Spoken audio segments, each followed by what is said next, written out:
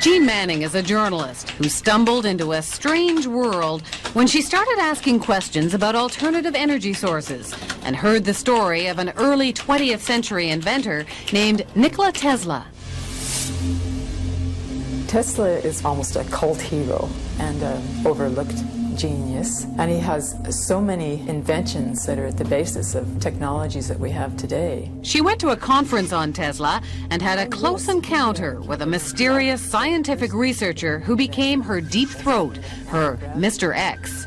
He sent me a file of materials about the Bernard Eastlund patent.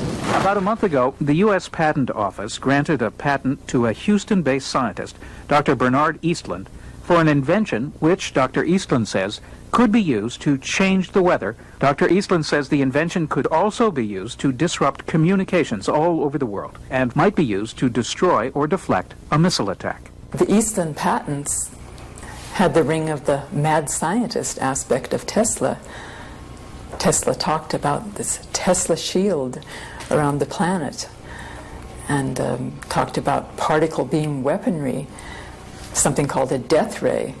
Death ray? Jean wasn't sure where all this was leading until Mr. X called again. And he said, the maniacs are actually going to do it up in Alaska.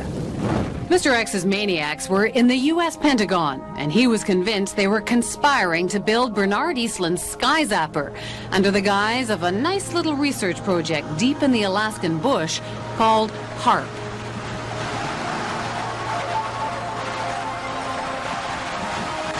The basic concept is to build a very large antenna, then to utilize a large amount of power and to beam those radio waves up into the upper atmosphere. Have you approached the Pentagon with this invention? Yes, and what I'm not at liberty to tell you is the details of what that interaction has been. The word spread through the Alaskan bush, and soon a band of suspicious Alaskans set out to warn people about what they saw as the U.S. military's secret agenda.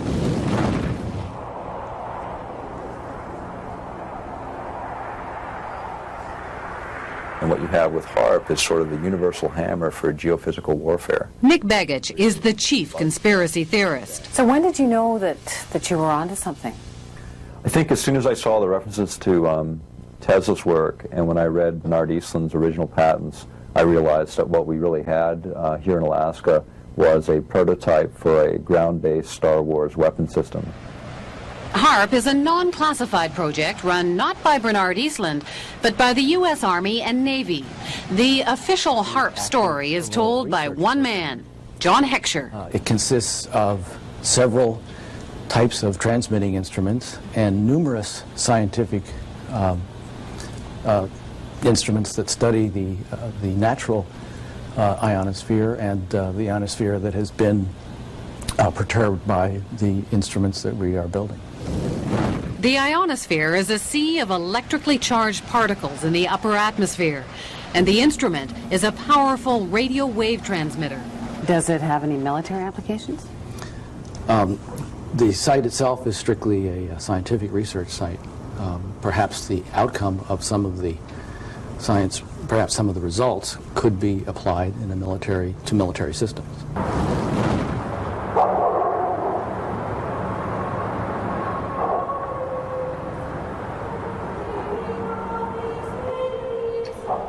Just a little physics project?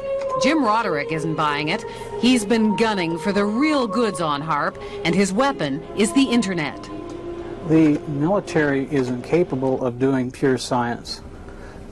Science is conducted by them for application in weapon systems, for no other reasons. From his shack in the middle of an Alaskan village, Jim and his co-conspirators around the globe have been tapping into databases.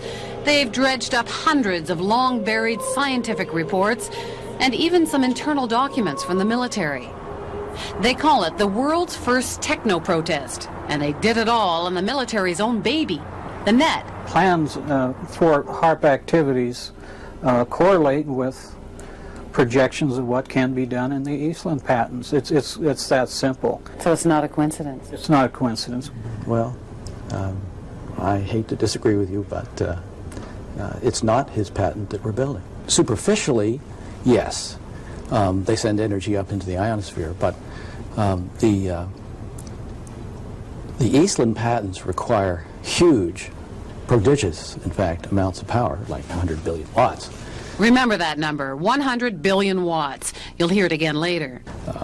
HAARP requires only 3 million watts. There is a paper trail leading No. us back to Eastland. No, there is not. There is no paper trail that I'm aware of that's leading back to Eastland. Eastland used to be an employee of the company which is building HAARP, but that's pure coincidence. Is it also a coincidence that the tiny company that owned Eastland's patents was later swallowed up by an enormous military intelligence firm called E-Systems? 2.1 billion in annual sales, 1.8 billion of that, with a B, was to military intelligence groups, CIA, NSA, and others. And of that, 800 million were black projects, so secret that even the United States Congress didn't know what they were. E-Systems was then swallowed up by Raytheon Corporation. It too specializes in super secret contracts with the Pentagon. Why would Raytheon be so excited about this? Well, it's a ground-based Star Wars weapon prototype. For them, it represents potentially billions and billions of dollars. So how would you describe this world of E-Systems and Raytheon and HAARP? Dark.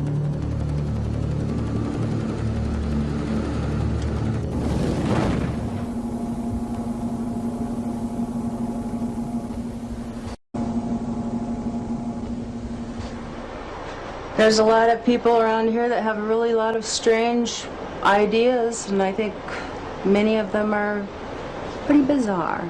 Michelle But do you Angbritson know, keeps I mean, the do you HAARP computers from freezing up in between visits from the military scientists. Do you know, I mean, do you understand what they're doing here when the scientists come in? You mean when the scientists come in and shoot the beams up?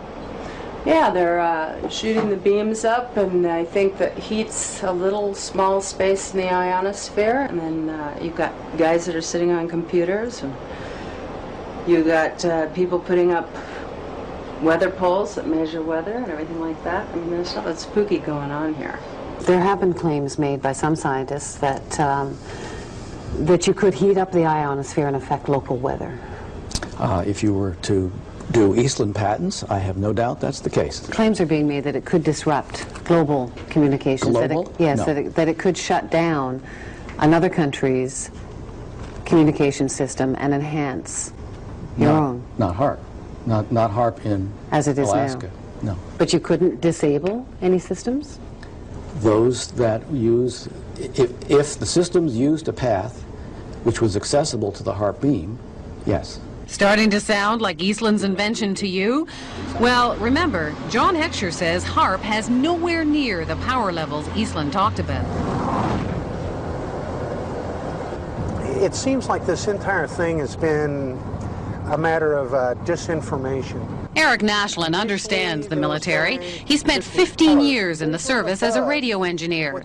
He knows deception. It came to our attention that there was a document, a technical memorandum, I think it was 195 or something like that.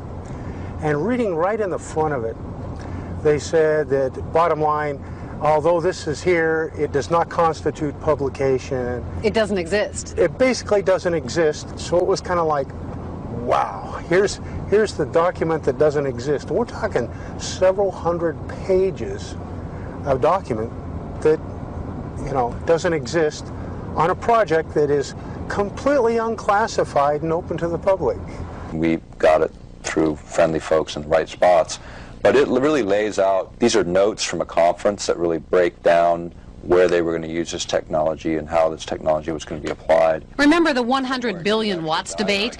Well, for Nick Begich, this document was pay dirt. And in the document that we uncovered, the actual desired level of these researchers is 100 billion watts, and there we're talking something closer to the order of what Bernard Eastland envisioned. You must be familiar with Technical Memorandum 195, which talks about a desired level of 100 billion watts. Which memorandum? Technical Memorandum 195. I'm not familiar with that number. Well, it's about 600 pages. And I mean, you may not acknowledge it because it hasn't been published, but it exists. I've seen it. I don't know what Technical Memorandum 195 is, because I haven't seen it. This is a published document. It's non-released. And it's the word games that John Heckscher plays and the word games the United States military plays, and it's the word games they continue to play, and those are the things that need to end.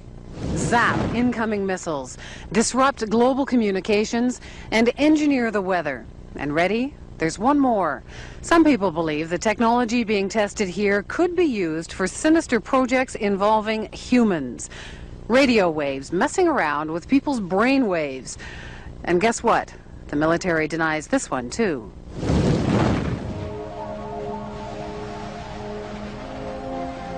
The human mind is subject to being affected by radio frequency energy, and that's what this device is. In other words, you can move the moods of large populations using this kind of technology. So now we have not just maniacs in the Pentagon, but a bunch of Dr. Strangeloves? Pretty weird stuff. But scientists have been experimenting with radio frequencies on animals' brains for decades. And the military has followed it all very closely, especially once it found out the Russians were onto it. It was all kept a deep, dark secret by the two superpowers. Back in the 60s, the Soviets began zapping the American embassy in Moscow with a low-frequency beam. No one knows for sure what they were up to, but one theory is that they were trying to mess with people's central nervous systems. And one report did say the diplomats got depressed a lot. And hey, just think of all the nifty applications against the enemy. Why blow people up when you can drive them crazy? From documents dating back into the early 80s, we see that the military had discussed the possibilities of mind control through radio frequency energy. The possibility is there. The military has studied it. A 1982 Air Force report called radio frequency energy a major new research initiative and said that RF can, quote, disrupt normal purposeful behavior. A 1987 military report called for more research on RF energy as a non-lethal weapon, while pointing out that most of the existing technology is classified. And sure enough, in 1993, there was a big conference at Johns Hopkins University. Here, the entire conference was classified. But the agenda wasn't, and weapons using extremely low radio frequencies, or ELFs, were listed as a very attractive option. Is it just a coincidence that there's been all of this talk and that HAARP will be experimenting with this? Is that all just coincidence? I believe the ability of ELF to affect the mind is a side issue for us. It may be real. I can't say. It's been exceedingly difficult to find information on what is supposed to be a major new initiative of the military. All we see is HAARP. Well, then I'm being kept in the dark, if that's the case. The question is, could they, would they? And we believe they can, and we believe they will. Somewhere, at some point, all of this technology merges at some level within the Pentagon, and it happens to be in Alaska, and it happens to be now. It isn't just conspiracy theorists who are concerned about HAARP. In January of 1999, the European Union called the project of global concern and passed a resolution calling for more information on its health and environmental risks. Despite those concerns, officials at HAARP insist the project is nothing more sinister than a radio science research facility.